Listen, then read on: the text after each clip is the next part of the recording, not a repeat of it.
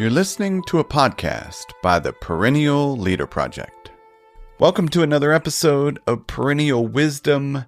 I hope this finds you well. Today we're examining an essay from the Know Thyself series on the philosophy of desire. You can expect to learn about the influence of desire in our daily lives from a philosophical perspective, why desire often shapes our decisions, self-image, and emotional states. This is volume 1 of a 10-part series on the art and science of self-awareness. If you'd like access to this full series, consider becoming a Perennial Meditations member. For anyone not familiar with Perennial Meditations, it's a daily newsletter on the art of living. You can learn more at perennial.substack.com. All right, without any further delay, I hope you enjoy this episode.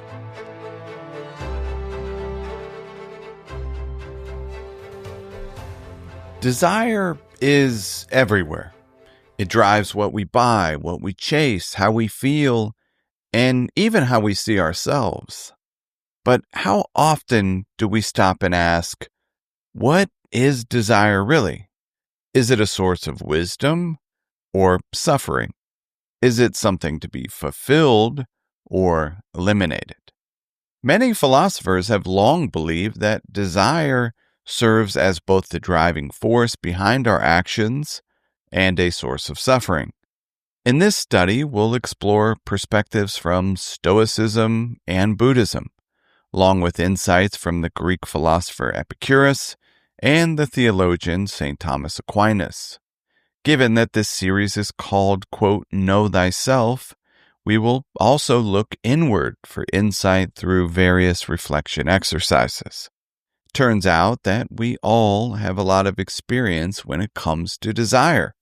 In his book On Desire, the American philosopher William B. Irvine, a previous podcast guest, shares that we are surrounded by desire at every waking moment. No one really needs to teach us how to desire. We all excel at it. If there were an Olympics of desiring, Irvine remarks, we would all make the team. Part 1. Buddhism and the Roots of Suffering. The concept of desire is central to the earliest teachings of the Buddha and is a subject of considerable discussion in Buddhist thought.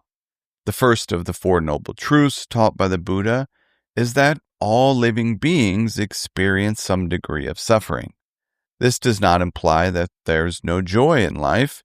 It simply means that we all encounter disappointment, unease, and discomfort to some extent. But this does not mean that all desires are harmful. In Buddhism, there is a distinction between wholesome and unwholesome desires. The Buddha, particularly in early texts like the Dhammamapada, stated that what keeps us stuck is our attachment to things like pleasure and permanence. But the Buddha stressed, quote, from craving comes sorrow, and from craving comes fear, close quote.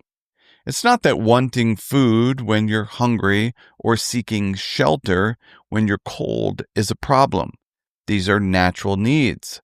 The issue arises when desire becomes compulsive and takes control of us. We pursue things thinking they will make us happy, but once we attain them, the satisfaction wanes and a new craving surfaces.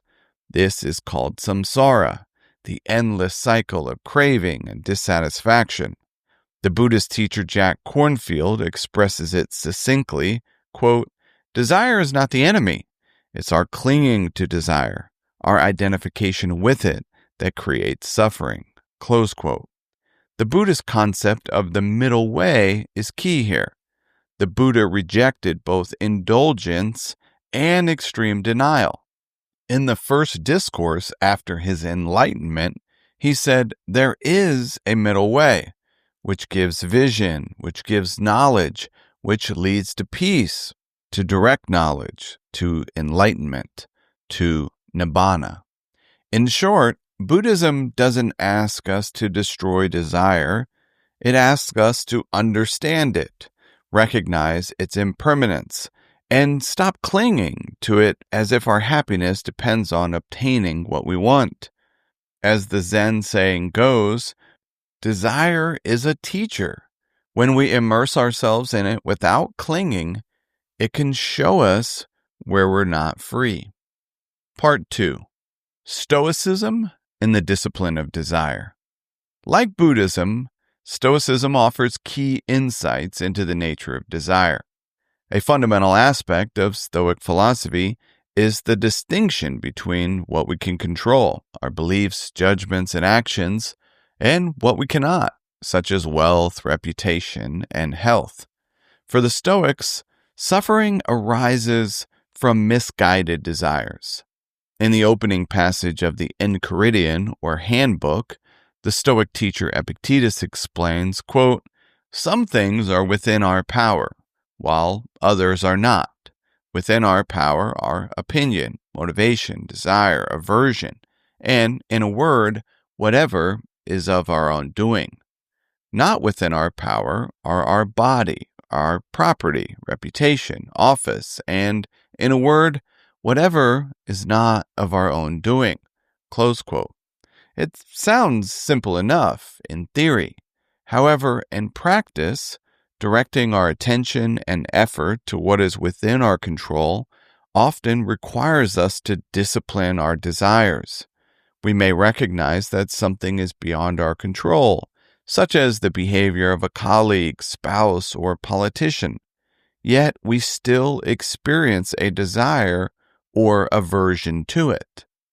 Most of us operate under the illusion that fulfilling our desires will lead to enduring happiness. However, Irvine observes that we frequently find that getting what we want only results in fleeting joy, or none at all. Why can't we be content once we achieve our desires? What fuels this insatiability? Psychological studies provide some insight into these questions. Psychologists suggest we have a propensity to, quote, miswant, to desire things that won't provide lasting satisfaction once we attain them. Epictetus came to a similar conclusion, quote, "Remember that desire promises the attaining of what you desire, and aversion the avoiding of what you want to avoid, and that he who falls into desire is unfortunate. In contrast, he who falls into what he wants to avoid suffers misfortune." Close quote. The Stoics warn that we invite disappointment upon ourselves whenever we wish for things that are outside of our control. The right goal, then, is not to control every urge, but to order our desires towards virtue and living in harmony with nature, or how the world works. If we learn to discipline our desires, we'll stop feeling stuck in a life we don't want. Instead of daydreaming about the lives others lead, we'll begin embracing our own journey and making the most of it. Part 3. Epicurus on having enough. When people hear the word Epicurean, they often think of indulgence, fine wine, gourmet meals, and luxury. However, that's a big misconception. The real Epicurus, the ancient Greek philosopher who founded Epicureanism in the 4th century BCE, had a much simpler and deeper view of desire. For Epicurus, the good life wasn't about endlessly chasing pleasures.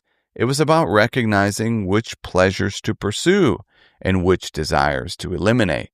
He famously said, "If you wish to be rich, do not add to your money, but subtract from your desires." This quote strikes at the heart of his philosophy. Our suffering often arises not from what we lack, but from the relentless craving for things we believe we need. Thus, instead of accumulating more, Epicurus advised us to desire less. To the questions, "What do you need?" or "How much is enough?" Epicurus believes the answer is clear. The only things you need are those that are natural and necessary. The rest is mere excess. You need very little, and because of that, it is relatively easy to secure. Nature's wealth, Epicurus observed, is restricted and easily won, while that of empty convention runs on to infinity. In this sense, Epicurus advocated for setting limits on our desires and cultivating the art of moderation, or having enough. He reached these insights over 2,000 years before modern psychologists coined the term, quote, hedonic treadmill, which refers to the constant pursuit of more things for the sake of greater pleasure. Interestingly, adopting this Epicurean perspective changes how we interact with the world around us. Epicurus observed that understanding the art of having enough makes us more generous.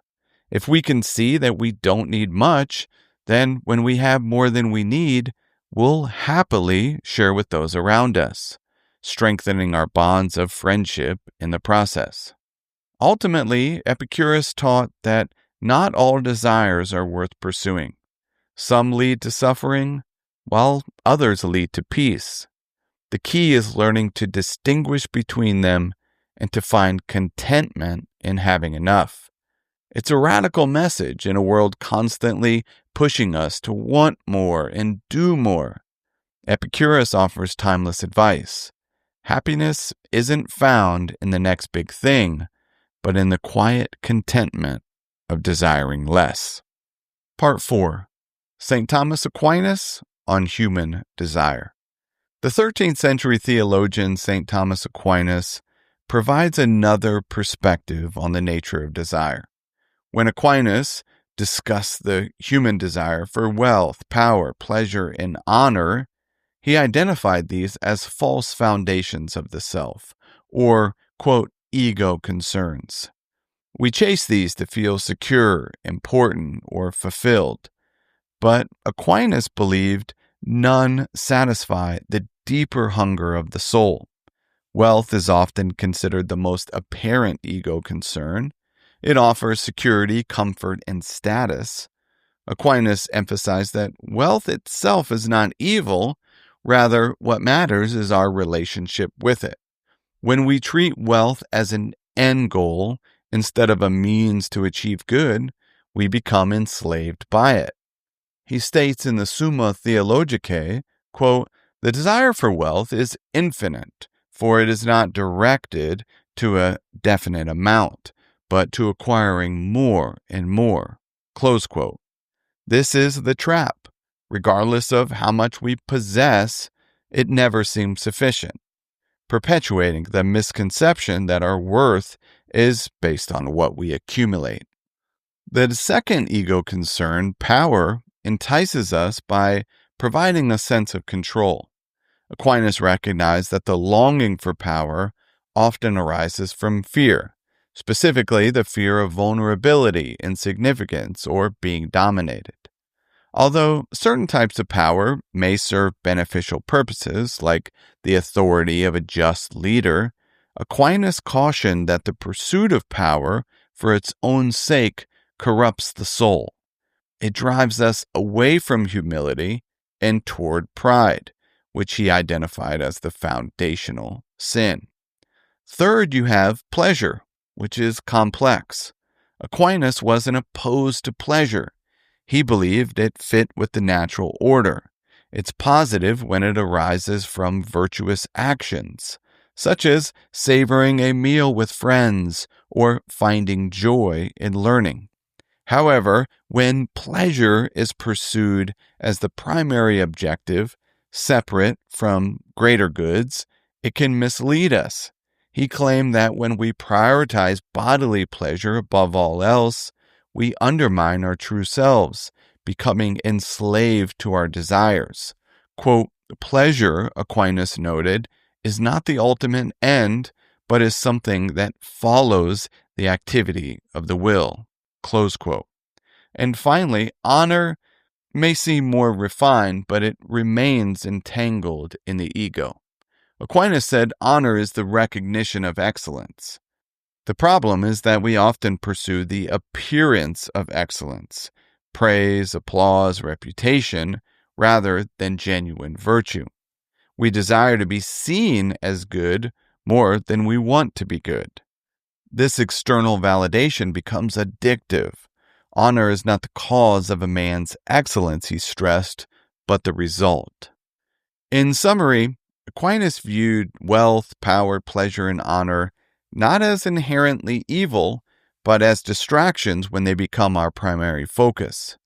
These are limited goods trying to satisfy an infinite desire. His answer? Shift the heart towards what genuinely fulfills the eternal, the good, and the divine. To close, desire isn't something we can escape. It's woven into the fabric of what it means to be human. But as we've seen through the perspectives of philosophers and theologians, desire isn't the enemy. From the Buddha's insight that from craving comes sorrow, to Epictetus's reminder that some things are within our power while others are not. We are encouraged to view desire not as an enemy, but as a concept to comprehend and refine.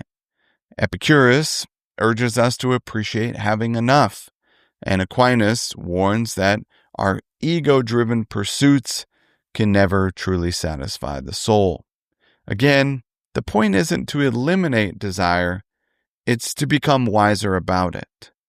We're already good at desiring. The real question is what we desire and why. Are our wants leading us towards freedom or pulling us deeper into dissatisfaction? When we begin to order our desires, seeking wisdom, virtue, connection, and simplicity, we step off the hedonic treadmill and into a life of greater clarity and contentment. As the Zen saying goes, desire is a teacher if we're willing to listen. As a reflection exercise, I invite you to take a moment and contemplate about the desires that are standing out in your life right now. Whether they're big or small, like aiming for a promotion, seeking a new relationship, craving more recognition, or simply wishing for a peaceful weekend. You might ask yourself, what do I think will happen if this desire is fulfilled? Or what feeling or experience am I ultimately chasing? You might also consider taking a moment to examine each desire. Is it natural and necessary, as Epicurus suggested? Is it within your control? Does it stem from craving or attachment? Is it connected to wealth, power, pleasure, or honor? It's important to remember that exploring, examining, ordering our desires, however we want to think about it, is a lifelong task. It's challenging, but most things that are worth doing are.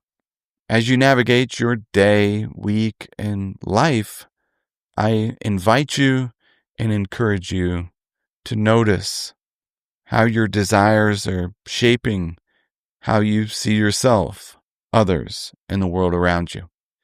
And lastly, as a reminder, if you'd like more essays like this that touch on many different philosophical perspectives, I encourage you to check out the Know Thyself series on the Perennial Meditations newsletter, which you can find on Substack. Again, this is a 10-part series exploring many different facets and perspectives related to the art and science of self-awareness. Thank you for listening to the Perennial Wisdom podcast. I hope you found something useful for daily life. If so, I encourage you to put what you heard into practice. Until next time, be wise and be well.